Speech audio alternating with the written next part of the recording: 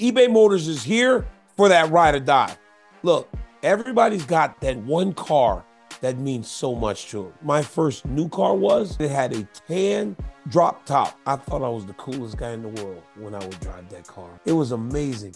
But then when the car started to give me trouble, I didn't know where to go. Thank goodness my dad was probably like the best handyman. But if I didn't have my dad, I'd be in trouble. I would ride around my junior college and everybody loved to drop the top with DC. And guys, if I had eBay Motors at the time, they would have took care of that car because they got over 122 million parts that you can make sure that your number one ride or die always stays running. From brake kits to LED headlights, roof racks, bumpers, whatever your baby needs, eBay Motors has got it. And guys, with eBay Motors Guaranteed Fit, it's guaranteed to fit your ride the first time, every time, or they're giving you your money back. I mean, come on. Plus, at these prices, guys, you're burning rubber, not your money. So keep that ride or die alive at ebaymotors.com. Eligible items only, exclusions apply.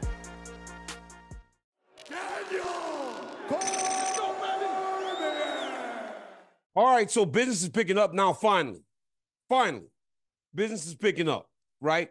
I know we talk about this a lot, but here's the deal. It's the fight, or at least it feels like the fight. I know that when I'm talking to Ben, he was more of the belief that Jon Jones and Stipe should not fight. We should just move to Tom Aspinall. But I was of the belief that if anybody deserves an opportunity to say, I want this one, it's these two guys. It's these two guys. They have done enough in the sport to where if they go, I want to fight Jon Jones, I get to fight Jon Jones. But Tom Aspinall, while I thought he completely fumbled the post-fight interview with me in Manchester, seems to be frustrated. And honestly, frustration might be good right now because in frustration, you start to really show your true feelings on the situation. Now, he was very respectful in that interview, but Chael and I had a discussion the other day about post-fight interviews, and what does respectful get you? Doesn't really get you all that you want.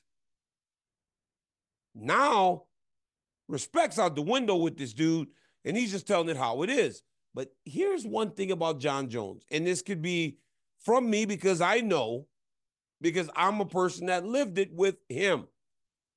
The thing about Jon Jones, he doesn't like disrespect. He can't ignore it. He can't ignore when you take shots at him. That is why, as Chael said, it was very easy to get under his skin. Chael said he took his Halloween candy. He got a response. He ultimately got the fight. Everybody knew Chael was lying.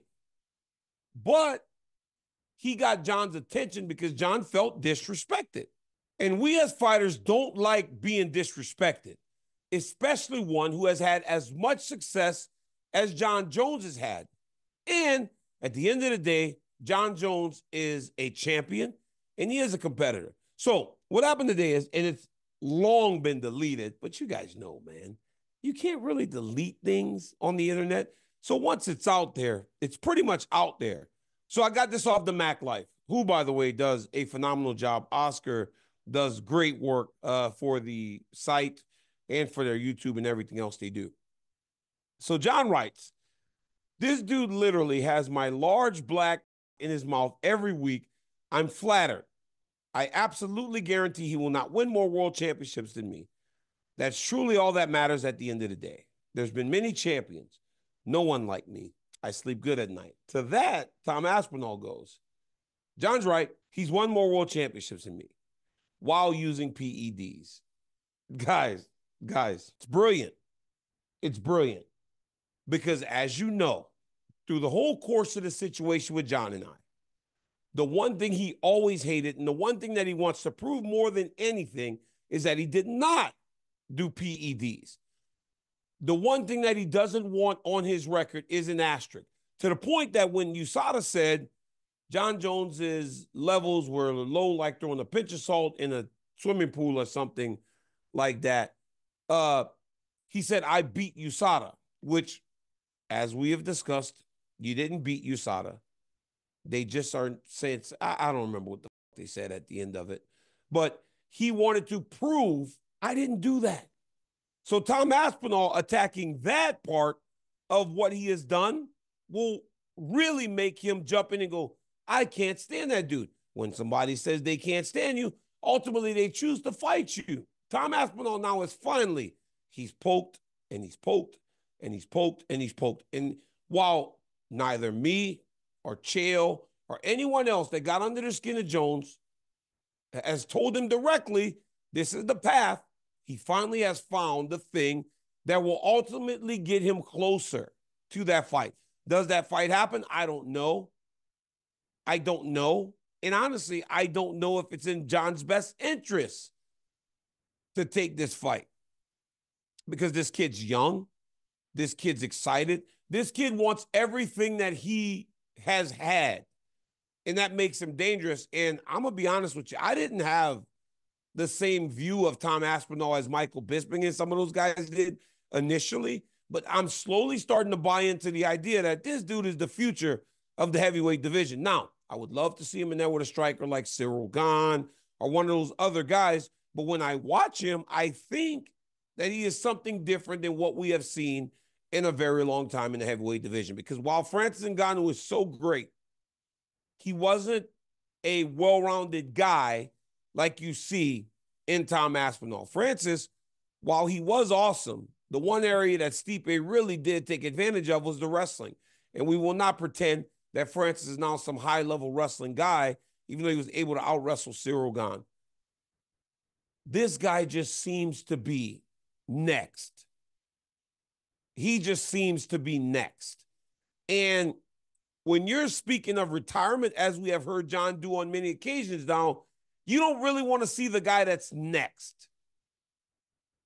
You don't want to see that next generation because, like he has said multiple times, I beat so many generations of fighters, and that he did. And that is what made him great. But can he go through 4 generations? He went through the Hua generation, Mauricio and those guys. Those guys were the best.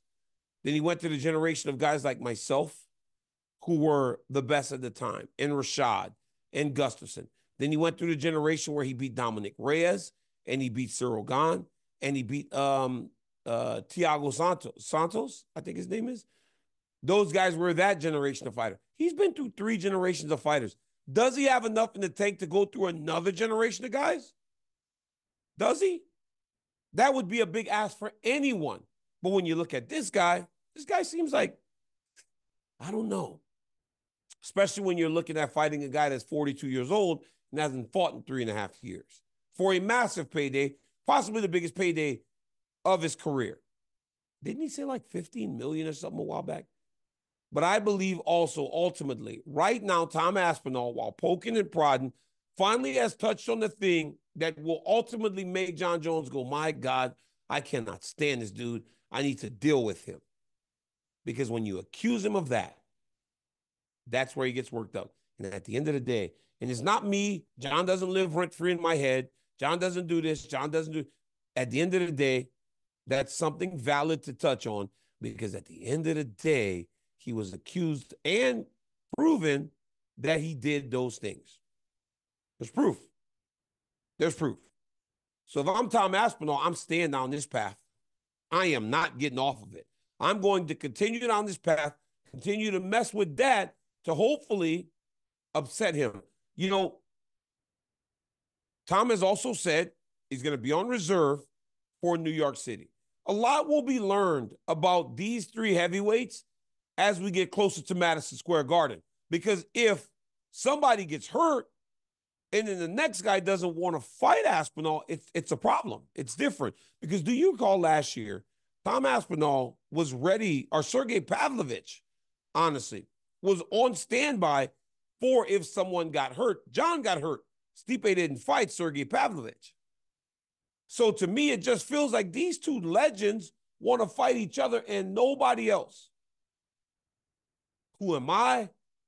Or who has been Askren? Who are we to judge the fact that these dudes have put in enough goodwill with the boss that they get to make a choice that they want to fight each other? Dana seems so stubborn on this fight that I don't know if it changes. But Tom Aspinall sitting and waiting, and Tom Aspinall saying, I will be in shape. I will be ready to go. And now having this, where they're having these type, hey, John Jones, when he gets mad, when he starts to show his true self, he wants to insult you. And right now he's insulting Tom Aspinall by saying that he's blowing him every week, right? The insults get a little nastier. I know this because I lived it. Nobody else can tell you this at this level because I lived it. I know what the insults look like when you start to get to him.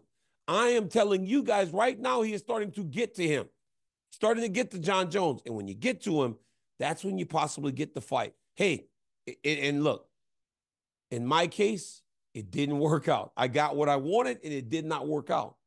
But we don't know what's going to happen with this dude. This dude's young. He's hungry. He's big as all can be. And he seems like he wants to fight this dude. So I'm interested to see what comes of this. I'm interested to see what comes of this whole John Jones, Tom Aspinall deal that seems to be picking up steam. And I'm here for it. I'm here for it. Dana White made a big announcement yesterday talking about he's got big fights coming up for Chandler, Volk, Charles, and Conor, surprisingly. He said that Conor was not going to fight in this calendar year. Still is no card for December. Vegas is where the fight card will take place in December. Conor McGregor needs to fight in Vegas. He will fight Michael Chandler, seemingly.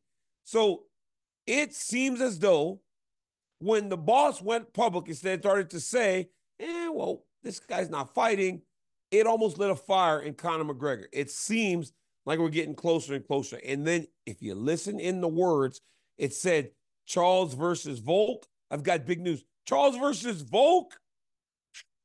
Make that and sign me up if those two are fighting each other, because that's one of those fights that is guaranteed to be explosive. Last thing.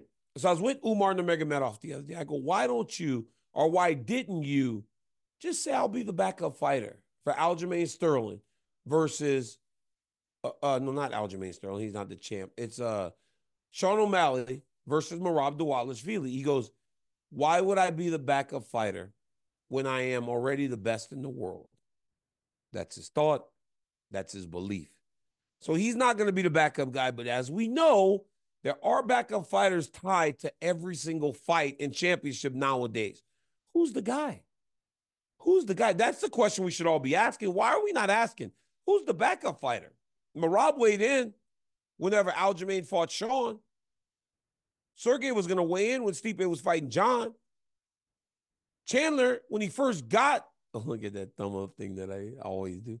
Chandler, when he first got here, weighed in Abu Dhabi when Justin and Khabib fought. I think that's what it was, or Islam versus Charles. There's always people that weigh in. So you know who it was? It was Gamrot, I think, was the backup when Islam fought last year against Volk.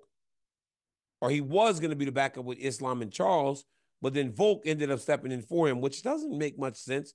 If the backup fighter is still available, why do you bring in another guy? But it is what it is. There's always a backup. Why is Umar not on standby? Who's the backup for this fight at the Sphere?